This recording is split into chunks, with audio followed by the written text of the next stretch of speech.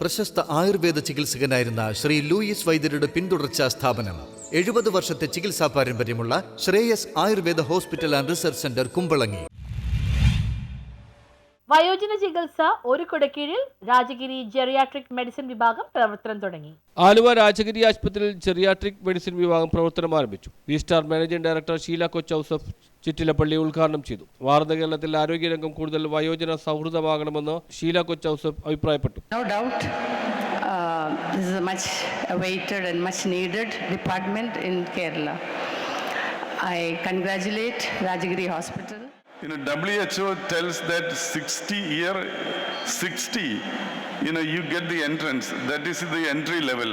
So I am 60 now, and I will be one of the members. Coming from such people, it's because they have very poor understanding about the status through which a senior person is going through. Rajagiri executive ഡയറക്ടറും സിഇഒയുമായ father Johnson Vazhappally അധ്യക്ഷത വഹിച്ചു. വയോജനങ്ങൾ ഒരു കുടക്കീഴിൽ ചികിത്സ ലഭ്യമാക്കുകയാണ് geriatric medicine വിഭാഗത്തിലൂടെ ലക്ഷ്യമിടുന്നതെന്ന് father Johnson പറഞ്ഞു. Bahrain capital governorate director Yusuf Lori മുഖ്യാതിഥിയായിരുന്നു. വയോജന പരിപാലനത്തിൽ രാജഗിരി ആശുപത്രിയുടെ പ്രവർത്തനങ്ങളെ യൂസഫ് ലോറി അഭിനന്ദിച്ചു.